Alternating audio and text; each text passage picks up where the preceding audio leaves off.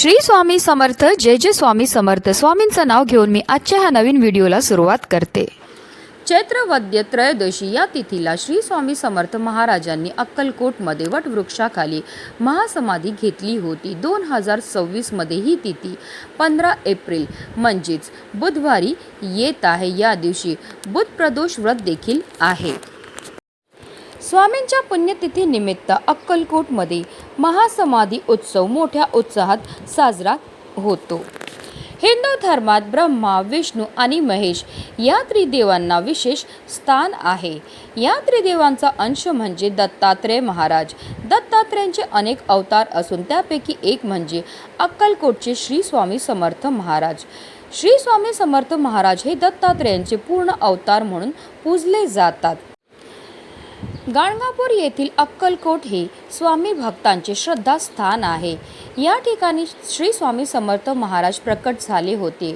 पंचांगानुसार चैत्र शुद्ध द्वितीया तिथी हा स्वामी समर्थ यांचा प्रकट दिन म्हणून ओळखला जातो. तर चैत्र शुक्ल त्रयोदशीच्या दिवशी अक्कलकोट येथील वटवृक्ष समाधी मठास्थानी स्वामींनी आपल्या अवतार कार्याची समाप्ती केली होती. म्हणूनच हा दिवस स्वामींची पुण्यतिथी म्हणून ओळखला जातो. पुण्यतिथी निमित्त फाल्गुन वद्य त्रयोदशी ते चैत्र वद्य त्रयोदशी असा सलग महिनाभर स्वामी मठात विविध धार्मिक कार्य पार पडतात. यात अखंड स्वामी नामजप यज्ञ सप्ताह व सामूहिक गुरुचरित्र पारायण सोहळा.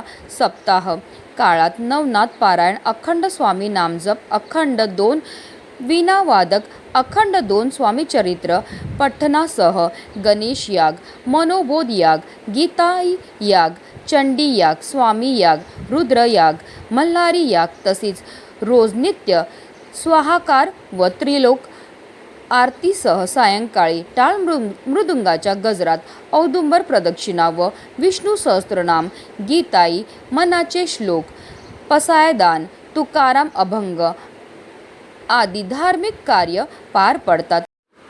या दिवशी स्वामी समर्थांची विधिपूर्वक पूजा केली जाते. या दिवशी स्वामी समर्थ केंद्रात होम, हवन, मंत्र जप सह विविध धार्मिक कार्यक्रम संपन्न होतात. या दिवशी अक्कलकोट येथे भव्य कार्यक्रमाचे आयोजन करण्यात येते. लाखोच्या संख्येने भाविक या ठिकाणी स्वामी समर्थाच्या दर्शनांना येतात. या काळामध्ये जर आपण काही प्रभावी सेवा केल्या तर त्याचा खूप प्रभावी ठरतात. कारण या काळामध्ये दत्त तत्व नेहमीच्या तुलनेत 1 सहस्त्रपटीने जास्त कार्यरत असते. आणि म्हणूनच स्वामी समर्थ महाराजांच्या पुण्यतिथीच्या दिवशी आणि म्हणूनच आज स्वामी महाराजांच्या पुण्यतिथीच्या दिवशी तुम्ही काही नाही केलं तरीही चालेल, पण संध्याकाळी कापूर सोबत जाळा. या 3 वस्तू जाळल्यामुळे आपल्या घरामध्ये असणारी जेवढी पण नकारात्मकता, इडापिडा, भांडणं, शत्रुपीडा, पितृदोष, ग्रहदोष तर नष्ट होणारच आहे. पण आपलं 7 पिढ्यांचं दारिद्र्य नष्ट होऊन आपल्या घराची, आपल्या मुलांची, आपल्या पतीची भरभरून अशी प्रगती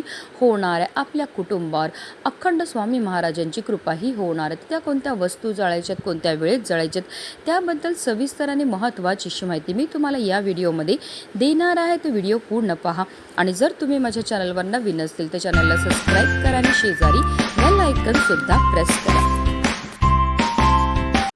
अगदी तुमच्यापासून माझ्यापर्यंत प्रत्येकजण खूप मेहनत करतो, खूप कष्ट करतो, जेणेकरून आपल्या आयुष्यामध्ये सुख समृद्धी नांदेल.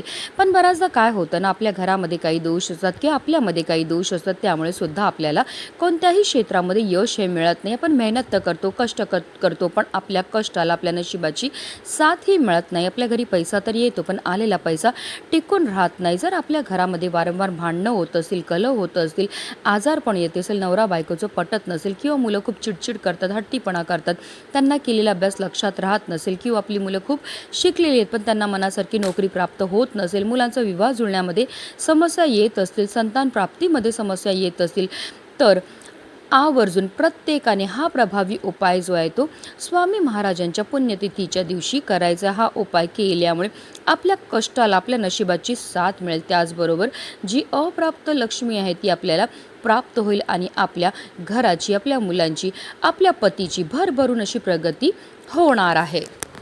आता हा उपाय आपल्याला कधी करायचं, तर हा उपाय आपल्याला संध्याकाळी 6 वाजल्यापासून 7:30ची जी वेळ असते ती माता लक्ष्मीची आगमनाची वेळ असते आणि त्या वेळेमध्ये जर आपण काही प्रभावी उपाय केले तर त्यामुळे माता लक्ष्मी आपल्याला प्रसन्न होते आणि तिचं अखंड आगमन आपल्या घरामध्ये होत असतं. पण आता काही कारणास्तव जर तुम्हाला या वेळेमध्ये हा उपाय करणं शक्य नाही झालं तर अगदी रात्री 12 वाजेपर्यंत सुद्धा हा उपाय तुम्ही करू शकता. हा उपाय सुरू करण्याच्या अगोदर आपल्याला सर्वप्रथम देवघरामध्ये दिवा हा प्रज्वलित करून घ्यायचा आहे, कारण कोणतीही सेवा किंवा कोणताही उपाय जर आपण अग्नीच्या साक्षीने केला तर त्यामध्ये आपल्याला निश्चितच सफलताही प्राप्त होत असते. तसेच आपल्याला सर्व घराचे दरवाजे आणि खिडक्यासुद्धा खोलून घ्यायचे आहेत, कारण आपल्या घरामध्ये असणारी जेवढी पण नकारात्मकता, इडापिडा, दोष आहेत, अलक्ष्मी येतील आपल्याला घरातनं बाहेर काढून टाकायचं आहे.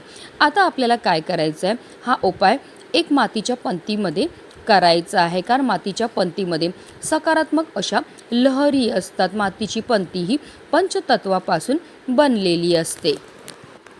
आता त्या मातीच्या पंतीमध्ये आपल्याला एक शेणाची गौरीसुद्धा ठेवायची. शेणामध्ये साक्षात माता लक्ष्मी निवास करते आणि घरामध्ये शेण जाळल्यामुळे आपल्या घरामध्ये असणारी जेवढी पण नकारात्मकता, इडापिडा, अलक्ष्मी असते ती घरातनं काढता पाय करून निघून जाते. त्याचबरोबर त्या शेणाच्या गौरीवर आपल्याला 5 भीमसेनी कापूरच्या वड्या ह्या ठेवायच्यात. मी प्रत्येक उपायामध्ये सांगत असते की आवर्जून आपल्याला भीमसेनी कापूरच वापरायचा आहे, कारण तो नैसर्गिकरित्या बनलेला असतो. त्याच्यामध्ये जे तत्व असतात ते आपल्यामध्ये आणि आपल्या घरामध्ये असणारी जेवढी पण नकारात्मकता, इडापिडा, ग्रहदोष, वास्तुदोष, पितृदोष दूर करण्याकरता अत्यंत प्रभावी मानला जातो.